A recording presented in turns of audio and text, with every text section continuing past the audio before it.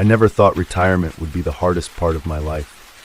For 32 years, I served as a police officer in a small town called Marlow, nestled in the woods of Oregon.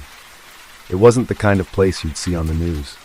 We had the occasional drunk driver, a few domestic disputes, sometimes a teenager with a bad attitude, but never anything that truly shook the earth beneath our feet.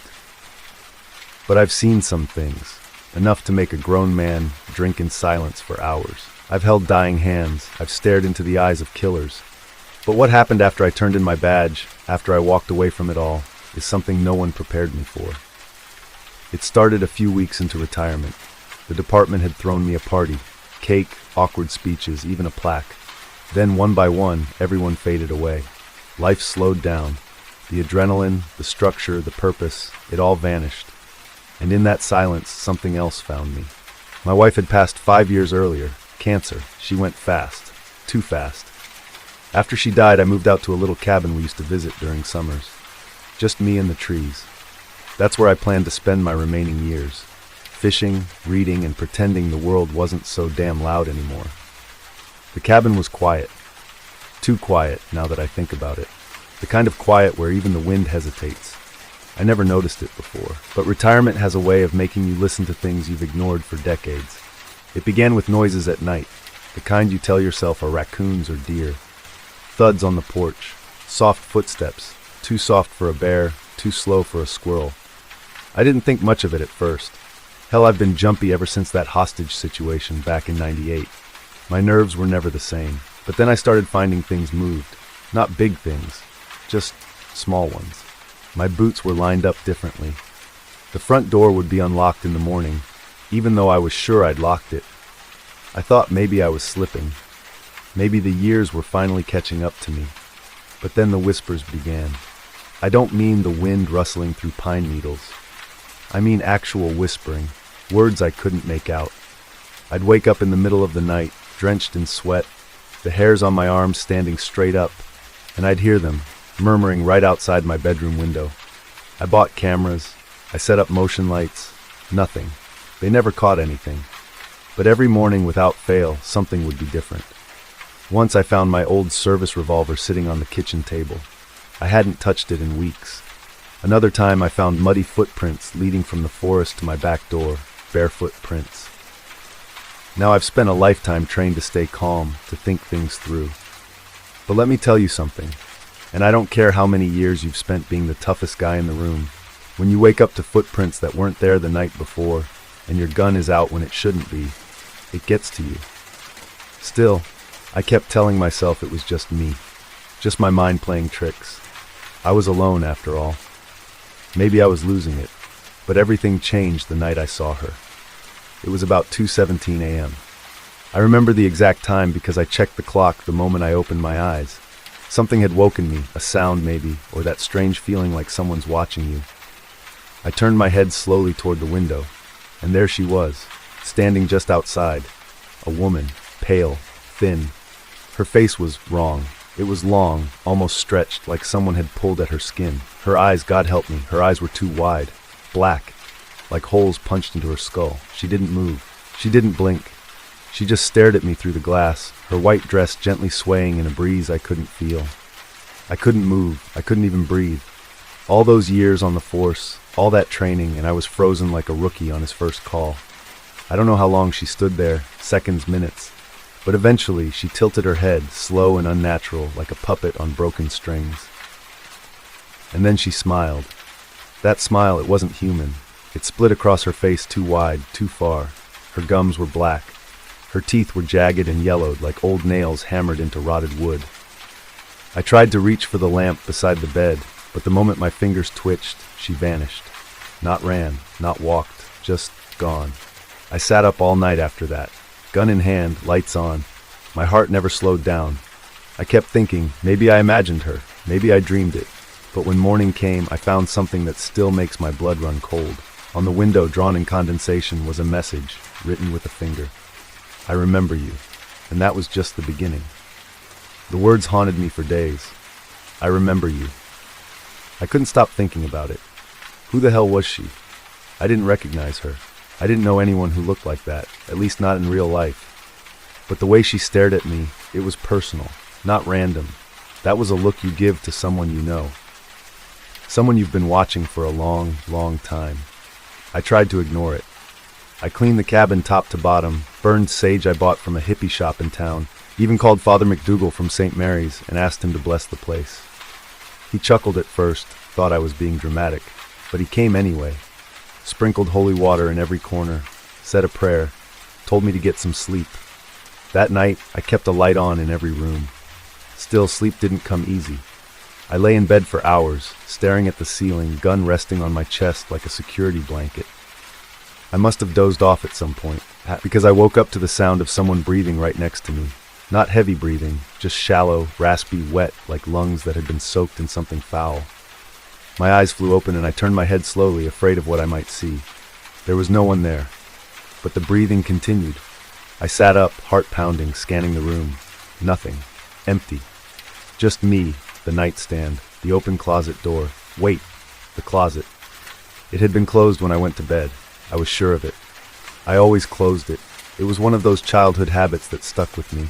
Something about not liking the dark space cracked open. But now it was wide, yawning, the shadows inside impossibly deep. I reached over, flicked the bedroom light on. Empty. As far as I could tell. I got up, slowly, every nerve screaming at me. I stepped toward the closet, each step heavier than the last. My hand was shaking as I pulled the door fully open, bracing myself for something to leap out at me. But again, nothing. Just a few coats, old boots, a cardboard box filled with faded photographs and trinkets from my years on the force. I stood there a minute, waiting for some clue, some explanation. Then I noticed something that didn't belong. A photo, an old black and white one, lay at the bottom of the closet. I picked it up. It was curled at the edges, and the image was faint. But the more I looked at it, the colder I felt. It was a picture of me. Younger, late 20s maybe. I was standing outside a rundown house, arms crossed, wearing my uniform. I didn't remember the photo being taken. There was no one else in the picture.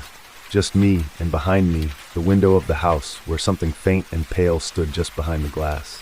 A face, long, stretched, eyes black, her. I dropped the photo like it was burning me. My mind raced. How did this get here? I had never seen that photo in my life, and the woman in the window, she hadn't changed. Not a bit. Not in all those years. My stomach twisted with a realization I didn't want to admit. This wasn't just a haunting. This was a memory. Something buried deep.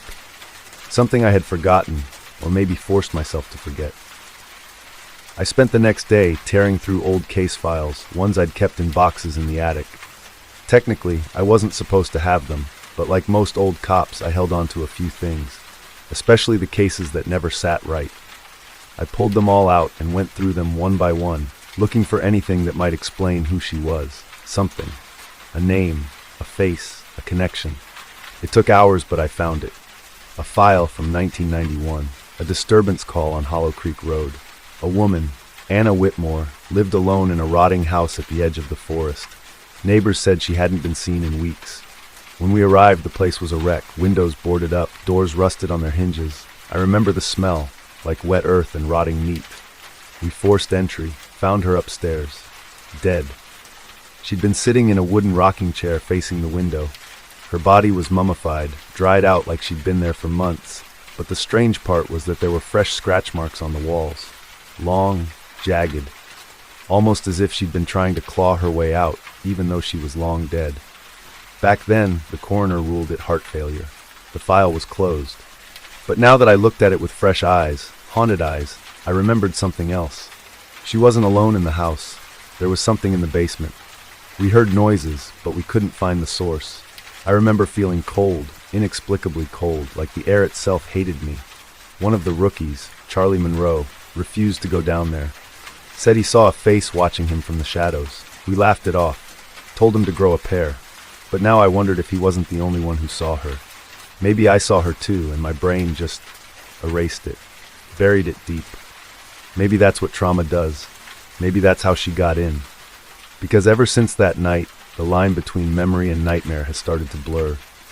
I see her now in reflections, in the window when I wash dishes, in the mirror behind me when I shave. Just for a second, a flicker, a whisper. I don't know what she wants, but I know she's getting closer. I tried to leave. That was my first instinct. Pack a bag, get in the truck, and drive as far away from that damn cabin as I could. I didn't even care where. Maybe a motel down in California or an old buddy's place in Idaho. Anywhere but there. But the moment I hit the gravel road, the truck stalled. Just died. No warning, no sputtering. 1 second I was rolling down the hill. The next, the engine was dead and the steering locked up. I barely managed to pull off to the side before it came to a complete stop. I sat there in the driver's seat for a long time, both hands gripping the wheel, heart pounding. I turned the key. Nothing. Not even a click. Checked the battery, checked the wires. Everything looked fine. It made no damn sense. I walked back to the cabin. Something about it felt different now, like it was watching me. The windows reflected too much light, even under the shade of the pines. The wood creaked louder than usual, almost groaning under its own weight. And inside, it smelled like her. I didn't even know what that meant at first. But the moment I stepped through the door, the scent hit me. Rotting flowers and stagnant water. The smell of death that's been sitting quietly in the corner for too long. I covered my mouth and nose with my shirt, fighting the urge to vomit. I hadn't eaten much in days. Coffee, crackers, the occasional sandwich. My nerves were shot. Sleep came in patches, shallow and haunted, filled with glimpses of her standing over me, whispering things I couldn't understand. Sometimes I'd wake up with my hands gripping the bed sheets so tight my knuckles were white. Sometimes I'd wake up standing, staring at the front door like I was about to walk outside. One night, I found dirt on my feet. Fresh dirt. Like I'd been walking through the forest barefoot. But I had no memory of it. I kept the lights on every night, but somehow they'd go out around 3 a.m. Just pop. All at once. Total darkness. I replaced the bulbs, checked the wiring, bought a generator. Didn't matter. At 3, the lights died. It was always 3. I started talking to myself, out loud, telling myself this wasn't real, that it was stress, that it was isolation. I told myself it was a mental break, a psychological event, something clinical, logical. But then I heard my own voice answer me back. It happened 3 nights ago. I was in the living room, pacing, whispering to myself, trying to hold it together. You're okay. You're okay. You're not crazy, I kept repeating. And from the hallway, in a voice that sounded exactly like mine, came the words, "Yes, you are." I froze. It wasn't an echo. It wasn't in my head. It came from outside the room. I stood there for what felt like forever, too afraid to turn around. When I finally did, the hallway was empty, but the bedroom door was swinging slowly shut. The next morning, I boarded it up, hammered every door shut, every window, sealed myself inside like a coward. I know how that sounds. Hell, if someone had told me this story a year ago, I would have laughed in their face. Told them to lay off the whiskey. But I'm not laughing now. I'm scared. I'm more scared than I've ever been in my life. This woman, this thing, she isn't just haunting the cabin. She's inside me, inside my memories. I started digging deeper into that old case. Drove into town to visit the archives, just to confirm what I already suspected. Anna Whitmore didn't die alone. The records showed that 2 children went missing in the area the same week she was found dead. A boy and a girl. No bodies ever found. Just gone. Then I found an old newspaper clipping tucked into the file, one that was never officially scanned into the system. The ink was faded, but the headline chilled me to the bone. Neighbors hear screams from Whitmore House. Police dismissed it as wind. I read the article 10 times. Witnesses claimed to have heard screaming late at night. Children, mostly. But no one investigated. And the officers who did visit the home reported nothing unusual. But here's the part that made my stomach turn. One of the officers listed on the original call was me. I had no memory of it. None. How the hell could I forget something like that? Did I go into that house? Did I see something I wasn't supposed to? Did I walk away from something that was calling for help? Is that what she meant by, "I remember you"? Because now I think I remember her too. A glimpse, a flicker, a dark shape at the top of the stairs. A pair of black eyes watching me from the 2nd floor. I don't think I stayed long. I think I walked back out and told the others nothing was there. Maybe I was scared, maybe I just didn't care. But she remembers. She remembers I left. She remembers I didn't help. And now she's here to repay the favor. I haven't left the cabin in 2 days. The roads are flooded, not with water but with fog, thick, unnatural, and completely still. It doesn't move with the wind. It doesn't rise with the sun. It just sits there like a wall made of smoke, wrapping around the trees, creeping toward the front door every night. The forest used to be my refuge, my quiet place. Now it feels like a cage, like the trees themselves are working with her, bending and shifting when I'm not looking. I swear, the trail that leads to the highway is gone now. Just disappeared. I tried to call for help. Landline doesn't work. Cell signal's dead. No bars, no emergency network. Just that blank icon staring back at me like a tombstone. I even tried the emergency radio I kept from my service days. Static. Just static. Until last night. That's when I heard it. At 2:43 a.m., the radio crackled on by itself. I was lying in bed, eyes open in the dark, because sleeping is something I've forgotten how to do. It started low, just static, and then a voice, faint, distant, filtered through the noise. "Are you there?" It was a child's voice, a girl. I sat up straight, grabbed the radio, twisted the dial, pressed the buttons. I didn't even care if it was a prank. At that point, I would have welcomed a prank. I would have thanked the bastard for giving me something human to scream at. Cold down here, can't move, she's watching. Then silence. No more voice, no more static. Just dead air. I didn't sleep at all after that. This morning, I checked the cellar. It was the only part of the cabin I hadn't touched since moving in. I always hated it. The wooden door in the floor near the fireplace, the rusty old latch that never seemed to lock properly, the creaky steps that led down into the dirt. It smelled like mold and rust and old things that should have been buried and forgotten. I grabbed a flashlight, loaded my gun, and forced the door open. The light barely reached the bottom. The beam felt swallowed by the darkness, like the walls drank it up. I descended slowly, each step groaning under my weight.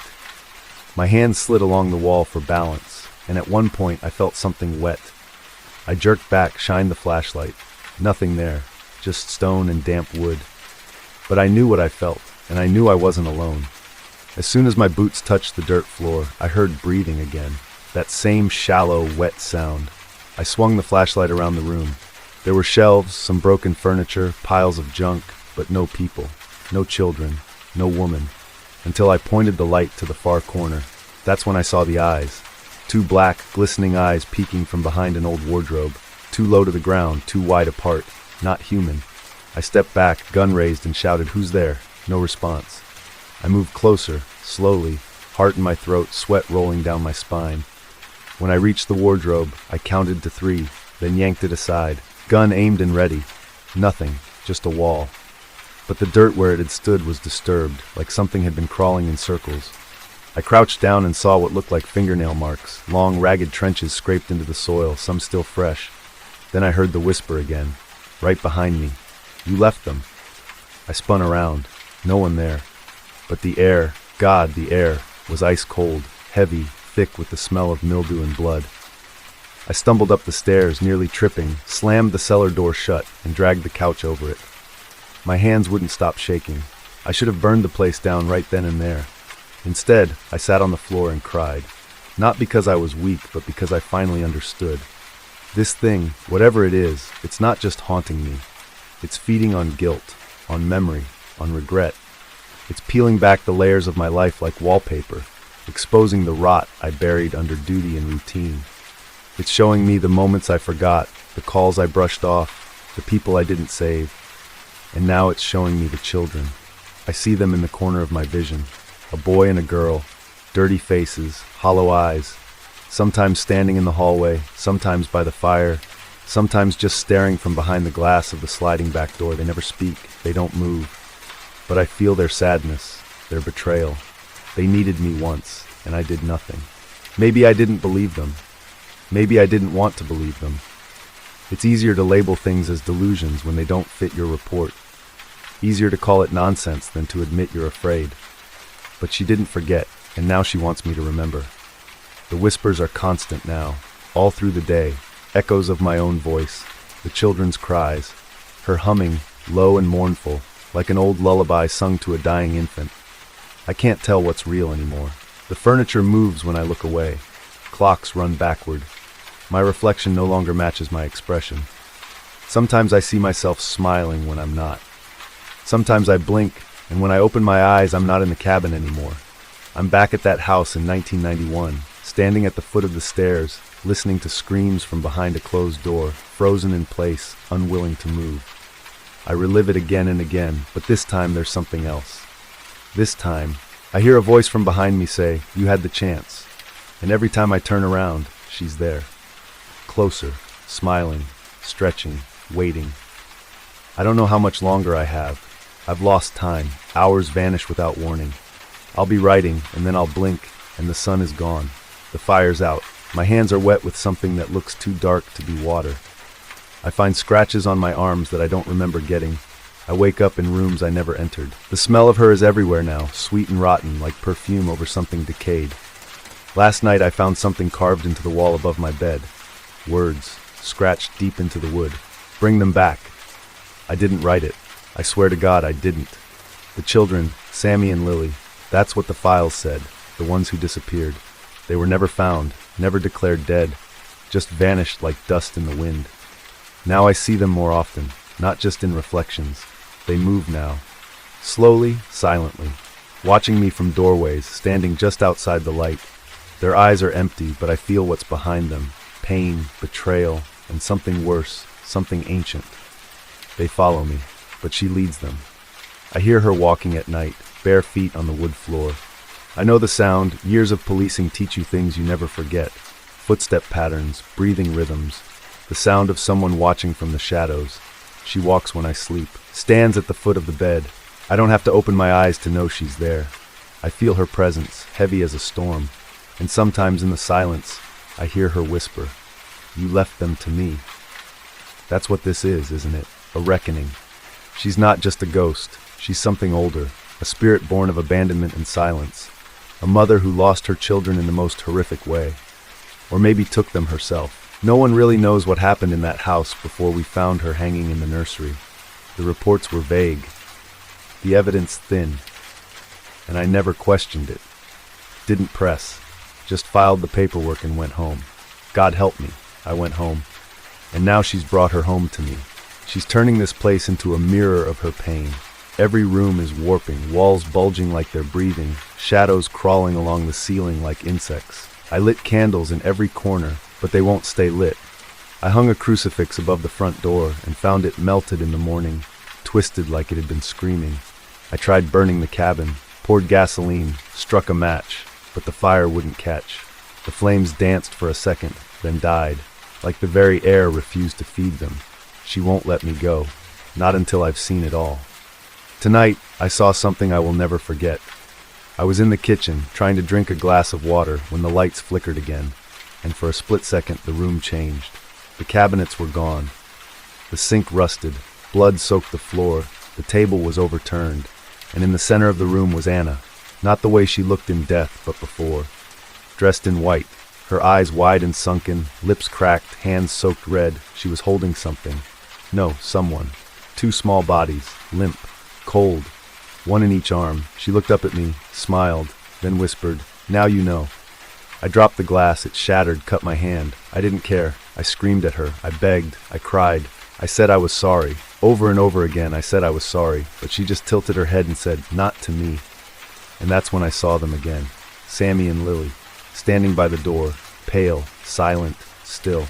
They looked at me not with hate but disappointment, like I'd failed them a second time. I crawled back to this room, locked myself inside. I don't know what time it is. The clocks don't work anymore. My phone is dead. The air is freezing. My breath fogs in front of me, even though the fireplace is still glowing. But she's here now, just beyond the door. I can hear her nails dragging slowly down the wood, back and forth, back and forth. Her whisper sliding through the cracks. "You left them. You let them die. You let me in." I don't know what she wants.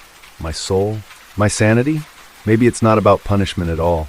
Maybe it's about making me understand, making me feel what they felt. Forgotten, trapped, helpless, alone. The children have joined her now. I hear them too, laughing softly, crying, whispering my name. I won't last much longer. I feel myself slipping.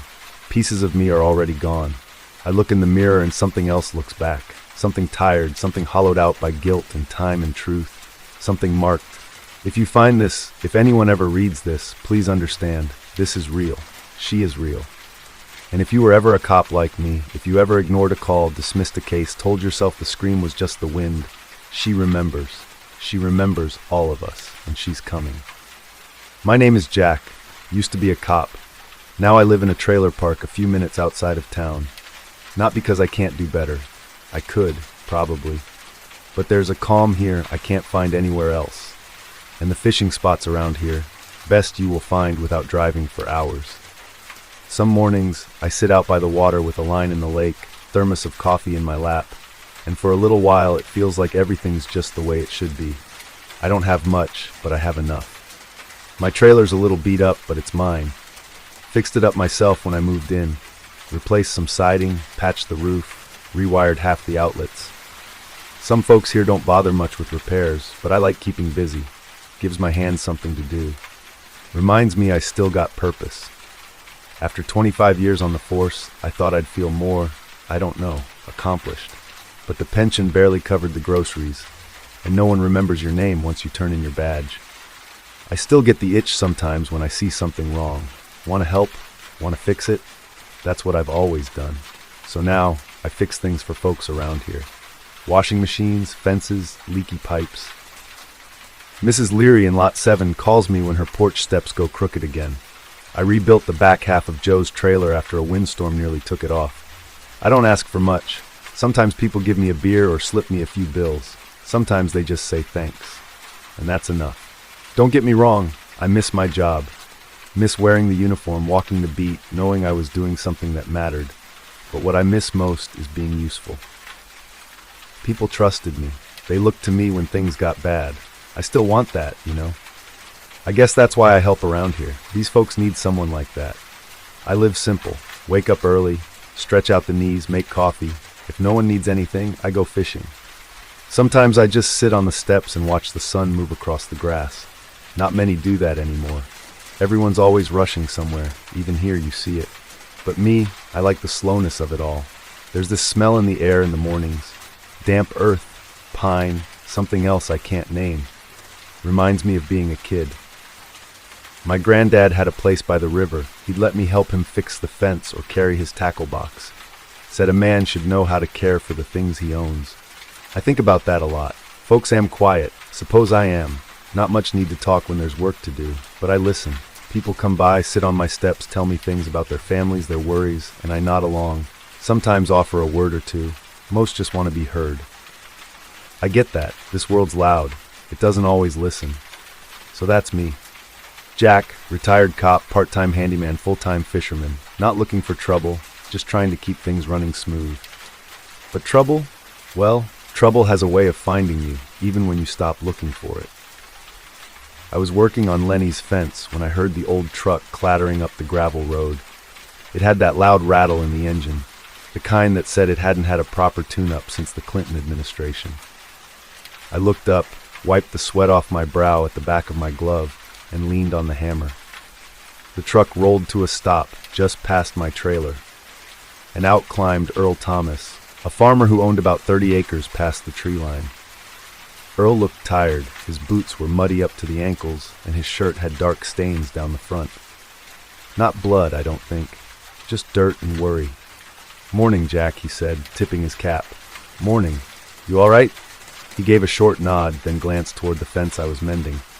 I didn't mean to interrupt. Just figured I'd swing by on the way back. "It's no bother," I began. "What's going on?" Earl shifted his weight, pulled a hand from his pocket, and scratched the back of his neck. "Well, had something happen last night. 3 of my goats got killed. I thought it was the coyotes at first, but they were torn out pretty bad. I mean, real bad. Well, coyotes usually go for the throat, clean kill if they can. Yeah, well, these were scattered. One of them was half a field away from the others, looked like it'd been dragged. And the tracks, they ain't right." He paused, squinting like he was seeing it again. I raised an eyebrow and waited for him to continue. "They were too wide, too deep. Not dog prints either, and not boots. They've been around long enough, I can tell a paw from a shoe," he explained. I stayed quiet for a second, just listened. Earl leaned against his truck. "Oh, I know, I'm probably making a fuss over nothing. Maybe it was just a big dog. Some breed, somebody let loose. Yeah, maybe. You call animal control? He let out a short laugh. Well, closest we got is Doug from the feed store, and he can't walk 10 feet without wheezing. Look, I know you ain't a cop no more, but you always had a good head for this kind of thing. I thought maybe you could come take a look, just to confirm. It would help me sleep better. I nodded slowly, wiping my hands on a rag. Yeah, sure. I'll come by this afternoon. Earl's shoulders eased a bit. Well, thank you, Jack. I appreciate that. I really do. He climbed back into his truck, started it up with a loud growl, and pulled away in a cloud of dust. I watched the taillights disappear down the road before turning back to Lenny's fence. I didn't like the sound of it. Not the goats, not the tracks, but I owed Earl a look. Earl was waiting by the barn when I pulled up that afternoon. Sun was starting to dip low, casting long lines across the pasture. He waved me over, then led the way past the fence and into the field behind the goat pen. Right over here, happened just past that thicket, he said. We walked in silence, boots crunching over dry grass and dirt. The field dipped slightly where the land rolled toward the hill line. I could see the edge of the trees ahead, and something about them felt off. Too still. I couldn't even hear the birds singing. Earl pointed to a patch of ground near an old tree stump. That's where I found the first one. The others were farther out. I crouched low and looked close. There was blood, dried brown in the dirt, and bits of fur clumped nearby. Whatever did it didn't eat much, just tore. I followed the marks with my eyes, saw where the grass had been crushed down, dragged. A trail stretched out across the field, heading toward the base of the hills. Earl stayed behind while I walked the trail. Every dozen steps I found more signs. Shreds of fur, scratches in the bark of low trees. One mark high up on a sapling caught my eye. It looked like something had raked down with claws 4 long lines. Clean, deep. I placed my hand beside them. Each mark was nearly as wide as my fingers. This was not a coyote. I didn't say anything. Not yet. Just kept walking until I saw where the trail turned, slipping through a narrow break in the brush and up toward the rocky ridge above the field. The dirt was torn there too. Big prints. Deep. Spaced too far apart for anything I'd seen in these parts. Whatever it was, it moved fast. I came back to Earl. He was kneeling by the second blood patch, chewing on a toothpick like it might help him think. Well, you find anything? I nodded, slow. Trail leads up toward the ridge. I'd like to take a look up there. That won't be long. He stood, brushing dirt from his knees. All right, I'd come up there, but I gotta get back to the cows before dark. One's calving soon. Yeah, go ahead. Just tell the neighbors to keep their pets inside. Livestock, too. Lock the coops and pens, just in case. You think it'll come back then? He asked. I didn't answer directly. It's better to be careful. Earl nodded. All right, Jack. You be safe up there. He turned and made his way back to the barn. I watched him go, then turned toward the trail again, eyes on the path climbing into the ridge. The trail up the ridge was steep in places. Dirt crumbled under my boots and brush scratched at my jeans, but I kept going. The sky was turning that late-day color, warm and gold with long streaks over the hills. I moved quiet. Years on the force taught me how to walk without being noticed, even in the woods. There's a rhythm to it. Step, wait, listen, step again. I followed the trail of torn grass and broken twigs. The deeper I went, the more signs I saw. Scattered feathers, more tufts of fur, even bark stripped from trees like something had passed through in a hurry or in a rage. Then I smelled it, the kind of smell that turns your mouth dry without knowing why. Not fresh rot, but sweet and wrong. It led me around a cluster of rocks and down into a small hollow, and that's where I saw it. The deer, or what was left of it.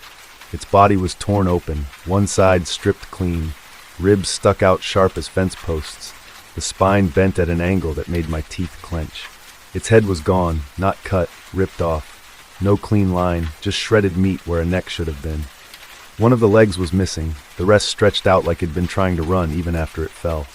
I crouched next to it. Flies buzzed, but I didn't pay much mind. The tracks around the body were the same as before. Wide, deep, long strides. A few feet past the carcass, I saw something else. The ground dipped into a small pit, barely 2 feet deep, half covered with brush and loose branches. Looked like an animal den, but too big for a coyote or a fox. I walked to the edge and peered in. That's when I found them. Bones, all kinds, small, medium. A couple looked like dog or raccoon, but others weren't animal. There was a hand, human, still had some skin on it, dried and cracked, fingers curled inward like it died mid-reach. Another one nearby, and further in, more pieces. Wrist bones, a bit of jaw with teeth still in it. I backed up, slow. My heart didn't race, not yet, but I felt something cold in my spine. The kind of quiet fear that doesn't need a loud reason. Just the sight of something that doesn't belong. People had gone missing around here.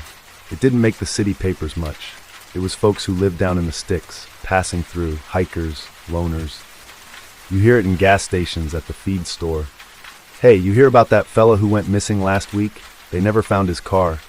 And most people don't think twice. But now I was thinking plenty. I didn't know what this thing was, not yet, but I knew it didn't kill to eat, and if it was moving closer to Earl's Fields, it was only a matter of time before it hit the edge of town, or the trailer park. I walked back fast, not rushed, not running, just steady. The kind of walk you do when your mind's already 5 steps ahead, figuring what comes next. Sun was low by the time I reached the hill and crossed the pasture again. Earl was nowhere in sight, and I didn't stop to knock. When I got back to the trailer park, lights were starting to flick on in windows. Kids were still out near the gravel loop, kicking a ball around. Old Man Hollis was sitting on his porch with a radio, humming along to some tune I didn't recognize. Everything looked the same. But it wasn't. I went straight to the bulletin board. It was a leaning thing nailed between 2 fence posts right by the mailboxes. People used it for everything. Garage sales, free kittens, someone looking for a ride to the doctor in town. I pulled the pencil from the string and grabbed a scrap of paper from the stelling. Stay inside after 6 p.m. Jack tacked it dead center. Folks would see it whether they listened or not. That was another story. As I turned, I heard chuckles behind me. It was Mason, mid-20s, worked nights at the gas station in town, and his buddy, the taller one who drove the beat-up Honda with no muffler. Mason squinted at the sign, then grinned. He said something about it looking like a curfew. His friend chimed in, tossing out something about the boogeyman, both of them cracking up like kids. I didn't say anything, just looked at him for a beat. Mason raised his hands, palms out, like he was waving it off. He said he was only kidding. They turned and walked away, still laughing, their voices fading as they joked about some party they had planned for the weekend. I stood there for a moment longer, staring at the paper. The wind tugged at it, but it held. That night, I couldn't settle. I laid on top of the covers, boots off but jeans still on, shirt bunched up under my back. The window next to my bed was open, not wide, just cracked enough to let in the night sounds, crickets, distant frogs. A breeze moved through the trees behind the park, brushing the branches like an old broom. I didn't fall asleep as much as drift off bit by bit. 1 minute I was staring at the ceiling, the next I was floating somewhere in that strange place between dreaming and listening. My hand rested near the old rifle propped against the wall, just in case. When the alarm went off, it didn't blare. It clicked, a sharp, fast rhythm, like tapping on glass. I bolted upright. That sound meant something had tripped the trap behind the shed. I'd rigged it myself with a pressure plate and a wired buzzer that'd go off inside if something big got caught. Most nights it stayed quiet. Not tonight. I moved slow, reached for the rifle and crawled up to the window, careful not to knock anything over. The trailer was dark inside, no lights, just the faint green glow of the microwave clock across the room. I kept low, eased up to the edge of the window and looked out. At first I didn't see anything. Then, just over the top of the fence line, past the small clearing between my lot and the woods, I saw them. Eyes, red ones, set too far apart for any animal I knew and too high up for anything on 4 legs. They were just above the brush, unmoving, staring straight at me. The hair on my arm stood up. I raised the rifle halfway, keeping it down by my hip while I squinted through the window. Then it moved. The thing stepped forward into the moonlight, just enough for me to see the shape. My eyes took a second to adjust, but when they did, I couldn't believe what I was seeing. It looked like a dog with the head of a rabbit. The body was lean, wiry, with long limbs and a sunken middle, but its head had long ears bent back like a rabbit, and its snout was too short. The eyes glowed like coals, and it was sitting upright. Its legs were folded underneath, front paws resting straight, still as stone. I reached for the rifle with both hands, but before I could lift it all the way, the thing turned. Then it dropped low to the ground and disappeared into the brush without a sound. I stayed still, counted to 10, then 20. When I was sure it was gone, I moved. Quietly, I slid out the door, rifle in hand, and crept around the side of the trailer. My boots made almost no sound on the gravel. I reached the edge of the shed where I'd laid the trap. A bear trap I'd bought years ago at a swap meet from a guy who swore it worked on wild hogs. I'd sharpened the teeth myself, added the pressure sensor. It'd been triggered. The jaws were wide open, the latch bent slightly at the hinge. Fresh blood, a thick smear along the edge of one tooth, and a few dark drops in the grass nearby. The blood trail was thin and scattered, leading toward the woods, but I didn't follow it. I stood there in the dark for a long time, just listening. But nothing. Even the crickets had gone silent. I reset the trap with a gloved hand, wiped the blood off with an old rag from my pocket, and backed away slowly, eyes on the tree line. I didn't sleep easy that night. The next morning, just after sunrise, I was sitting outside with a cup of black coffee when I heard a scream coming from down the row. It was high and sharp, the kind of sound that makes your spine straighten before your brain even catches up. A moment later, I saw a young boy running barefoot through the gravel, still in pajama pants, tears streaming down his face. He was from Lot 12, 2 trailers down from mine. His name was Eli, maybe 9 or 10. I'd fixed his mom's washing machine last month. I set the cup down and walked toward him as his mother came rushing out of the trailer, scooping him up and pulling him back toward their steps. And that's when I saw it.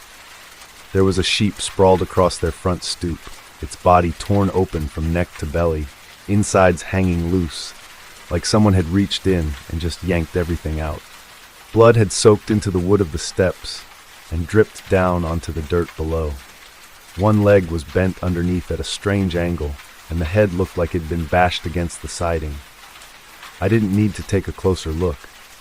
I already knew it was the same thing I'd seen signs of before. The same thing that had killed Earl's goats, left that deer gutted up on the ridge, and stared at me in the dark just a few hours ago. The sheep hadn't wandered up here on its own, and it sure as hell didn't die here by accident. The thing had carried it here, dragged it out of whatever pasture or pen it came from, brought it right up to the front door of a trailer that it knew was occupied, and left it where a child would be the one to find it. It meant the creature was getting bolder. It had left the woods, crossed the open road, walked into a park full of people, and delivered a warning in the plainest way it knew how. And if it could bring down livestock, drag it all the way here, and slip back into the trees without anyone seeing or hearing a thing, then there was no telling how long it'd be before it moved on from animals to something else. Maybe it'd come after another dog, maybe a person next time, maybe a kid. That's when I decided I wasn't going to wait and see. By late afternoon, I had everything packed. I packed my old cop duffel with the tools I figured I might need. Thick gloves, nylon rope, cutting knife, my Winchester rifle, extra rounds, whatever else I thought I needed.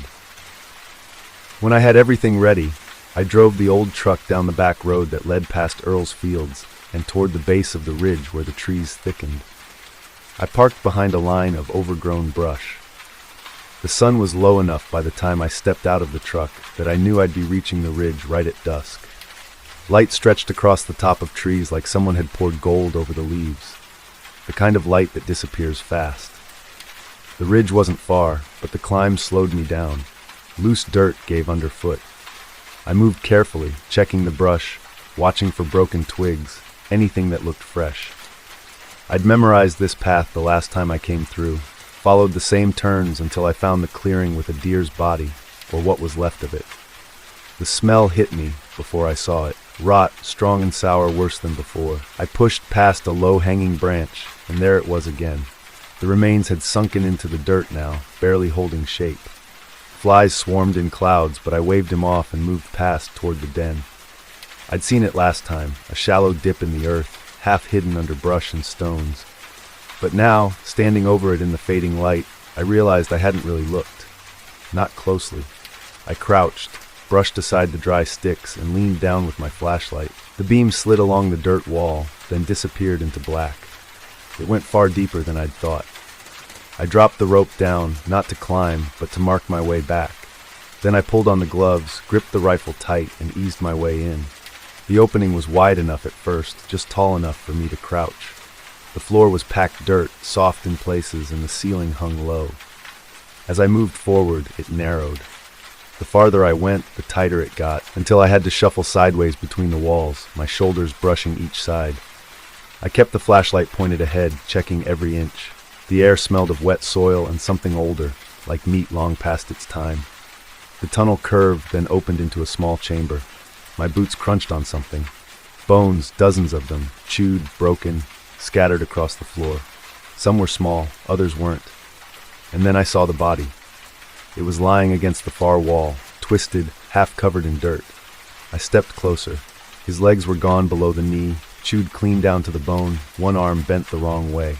The face was bloated, eyes gone, jaw slack. But I recognized him.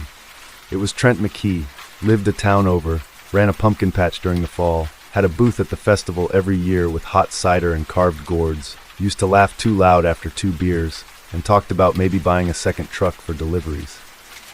He wasn't a friend exactly, but I knew his face. And now it was just hanging there, slack and cold, under a ceiling of dirt. This thing, whatever it was, it didn't just eat goats and sheep. It didn't just drag carcasses out to scare people. It killed them, took them from wherever they were, dragged them here, and then ate them in pieces. It had chosen Trent, and from the look of it, it had taken its time. I stared at what was left of him. I stood in that small, dirt-packed room longer than I should have. My knees ached from crouching, and the weight of what I had seen settled hard on my back. I wasn't a young man anymore, and this thing, whatever it was too fast, too strong to take head-on. Going in with just a rifle would be suicide. I backed out the way I came, slow and steady, rifle up, checking every inch behind me. I made it to the mouth of the den, just as the last of the daylight faded from the ridge. I could see my rope, still there, trailing from the bushes, and I didn't waste time. I pulled it up, threw it in the bag, and got to work. If I couldn't face this thing in close quarters, then I'd bring it out on my terms. I went through my gear. I had jerky, a lighter, half a bottle of alcohol in the first aid kit, a roll of old duct tape, a rag, and an empty canteen. Wasn't much, but it'd do. I poured the alcohol into the canteen, stuffed the rag down the neck, wrapped it tight in tape so nothing would leak. The idea wasn't to make a firebomb. This wasn't about burning it out. I didn't want to start a wildfire up here and take the whole ridge with it. I wanted to choke it, flesh it out like a rat. I dropped some powdered chili from an old camp pack into the mix too. The stuff burned your nose just from being near it. Should do more than enough damage in a tight, sealed den. I gave the canteen one shank, lit the rag with my lighter, and tossed it down the den entrance. It rolled in slow, and I stepped back fast. A few seconds later, I saw smoke start to trickle out. Thick, gray, acrid. I circled around and found cover behind a wide tree about 20 yards out, the rifle ready. Eyes on the entrance. I waited. 10 minutes passed. Nothing. 15, still nothing. By the 20th minute, I heard something move inside the earth. A scraping sound, then a groan, wet and awful, like a broken animal trying to breathe through mud. And then it appeared. It dragged itself out slow, one leg bent at a hard angle. I recognized that limp. The wound hadn't healed yet. Its movement was uneven, like the pain was catching up with it now. Smoke clung to its matted fur and clotted limbs, and the thing wheezed as it pulled itself through the dirt. It looked even worse up close, taller than a man but hunched over, its spine sticking out like a line of broken rocks. And its face, that awful mix of rabbit and dog, was covered in dark streaks, eyes still red, still glowing, even in the smoke. It paused just outside the den, coughing out that same ragged groan. Then it turned, and it looked straight at me. Even through the dark, through the smoke, those eyes locked onto me like it knew, like it remembered me. And I didn't wait. I squeezed the trigger. The rifle kicked back hard into my shoulder, the crack of the shot echoing across the ridge. The creature's head snapped back, and its body dropped without a sound. It lay still. By the time I rolled back into the trailer park the next morning, The sun had already crept over the horizon and laid a soft orange light across the gravel lots and sagging fences. I parked the truck in front of my trailer, the tires crunching softly beneath me, and stepped out wearing the same bloody jean jacket from the night before.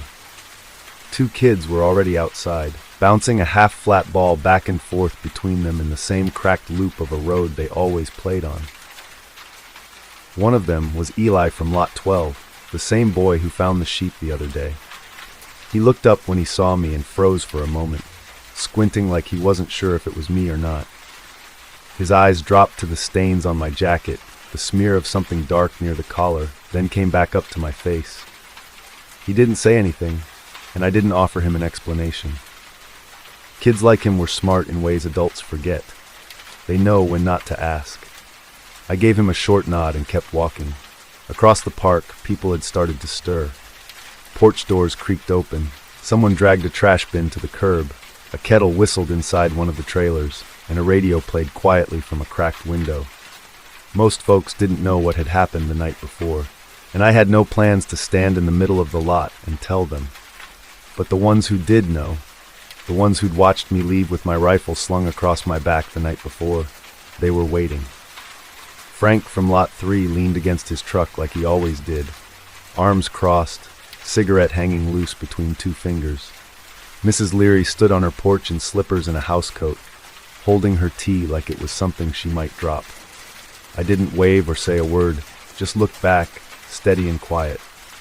And in that quiet, something passed between us. Something unspoken, but understood. The kids were safe again. The yards were quiet, and that was all they needed to know. After a shower and a fresh shirt, I got back in the truck and drove into town. I still had a job to finish. The police station looked just like it did back when I was on the force. Plain brick walls, faded badge logo on the front window, and a flag out front that never quite flew straight. Inside, the front desk had been updated since my time, now with a glass partition and 2 newer-looking computers.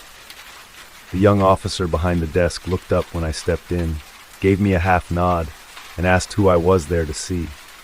I told him I needed Jensen, and he pointed toward the back with a little too much eagerness in his voice. Probably hadn't seen much action since high school graduation. Jensen was sitting in the same back office he always had, surrounded by papers he never seemed to file and plaques he never dusted. His hair was thinned and his gut had thickened, but to saw me, he grinned like we were still partners walking the beat together. Well, look who the cat dragged in. Wait, they finally asked you to come teach these rookies how to hold a gun? He said, pushing back in his chair. Not quite. I'm here to file a report, I said. That took the grin off his face. He sat up straighter, pulled a pad off his desk, and clicked his pen. I told him everything I needed to, about the cave in the ridge, the body I found inside, how it'd been there for weeks. I explained that it was Trent McKee, the pumpkin farmer from the next town over. I told him there wasn't much left of the body, but enough to be sure. Jensen listened without interrupting. Any idea what did it? He asked after a long pause.